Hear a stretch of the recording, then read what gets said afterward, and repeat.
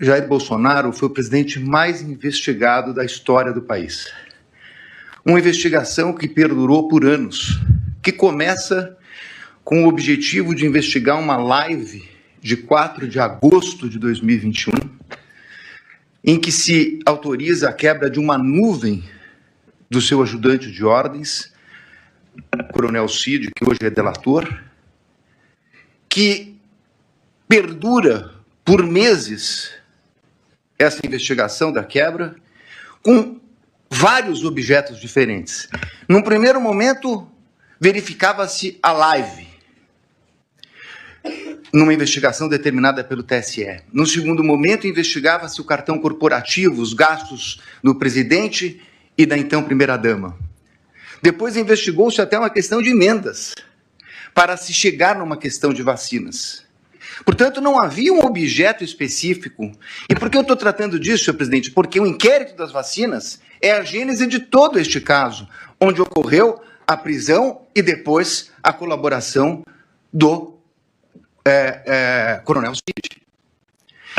E o que se achou, senhor presidente, depois de tudo isso? Que foram determinadas buscas e apreensões, foi feita a quebra de nuvens, o presidente foi investigado, buscas e apreensões. O que se achou com o presidente? Absolutamente nada. E com todo o respeito e com toda a vênia, ilustre Procurador-Geral da República, eu contesto essa questão do documento achado no do Partido Liberal. Há, inclusive, no meu colega Paulo Bueno, uma ata notarial de que ele enviou para o presidente da República aquele documento. Então, esse documento não foi achado. Com o presidente não se achou absolutamente nada. Mas eu não tenho a completude, eu não tenho os telefones, eu não tenho as mídias. Há uma discussão muito grande a respeito desse plano punhal verde e amarelo. Há uma reunião. Seria absolutamente imprescindível verificar as demais mensagens que foram passadas naquele dia. As outras mensagens que foram passadas pelo WhatsApp. Os outros documentos que estão na mídia. É essa a reclamação da defesa. O que nós temos, e temos tudo que a denúncia citou e tudo que o relatório da Polícia Federal citou, mas esse é o recorte da acusação. Com todo respeito, a defesa tem direito a fazer o seu próprio recorte. Porque nós estamos falando de um recebimento de uma denúncia gravíssima, por fatos gravíssimos, que o presidente da República não tem nenhuma relação com Punhal Verde e Amarelo, Operação Luneta, com Copa 22 e assim por diante. Então, a verificação das trocas de mensagem, a partir do momento que Correios dizem que falaram com o Comando Militar, que pediram audiência no Planalto ou na Alvorada, que tiveram lá, o que disseram? Isso não consta. É essa a importância de verificar toda a questão. Eu queria tratar de duas questões, que inclusive estão sendo confundidas. Aliás, tudo que fala a defesa na imprensa sai de uma forma um pouco distorcida. O que foi questionado pela defesa, ministro Zanin, é o fato de que o delator rompeu com o acordo quando vazou a delação. E saiu na revista Veja. Diz ele que foi um desabafo. É estranha essa expressão desabafo, porque no desabafo ele diz que não tinha voluntariedade. Isso não é um desabafo. Na versão dele atual, isso teria sido uma mentira. Mas vai lá. Falou com o primo, com o irmão ou com o cunhado. Senhor presidente, a lei não autoriza o delator, o contrato de colaboração, não autoriza o delator a falar nem com o irmão, nem com o cunhado, nem com a mãe. Não autoriza. Ele, inclusive, estava proibido até de ter contato com o pai, salvo engano meu, a partir de um determinado momento, que era investigado. Se ele falou com o cunhado, e se isso foi vazado, essa é uma responsabilidade dele. Disse-se, mas essa é uma questão formal. É verdade, uma questão formal. Só que mais adiante, vem uma questão de que a Polícia Federal diz que ele mentiu, omitiu e se contradisse. E aí, senhores ministros, essa é a minha maior crítica, a questão da delação. Por quê?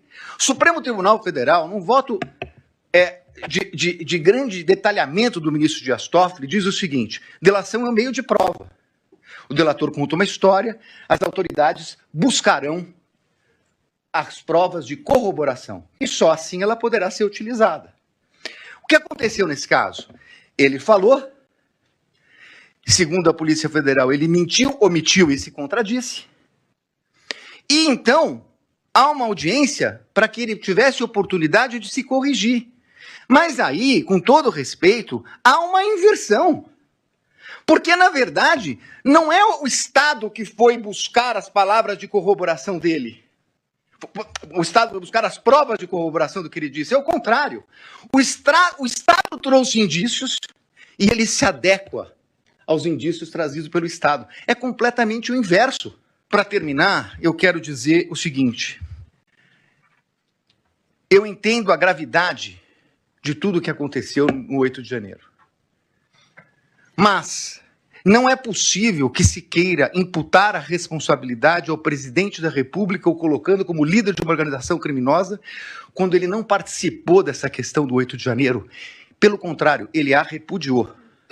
E mais do que isso, ministros, nesse tempo que não é possível discutir a questão aprofundada de provas, é importante dizer, senhor presidente, que enquanto a Polícia Federal fala possivelmente, enquanto a denúncia traz conjecturas, como a impressão de um documento no Palácio que teria tido conhecimento dele, o fato concreto é que o acusado de liderar uma organização criminosa para dar golpes socorreu o ministro da Defesa, nomeado pelo presidente Lula, porque o comando militar não atendeu. Foi o presidente que determinou a transição. Foi o presidente que determinou que eles atendessem o ministro da Defesa que assumiu em 1º de janeiro. Portanto, encerrando, ministro, não é possível que se queira dizer que é compatível com uma tentativa de golpe com o uso do comando militar quando o presidente da República autoriza a transmissão do poderio limitar no começo de dezembro.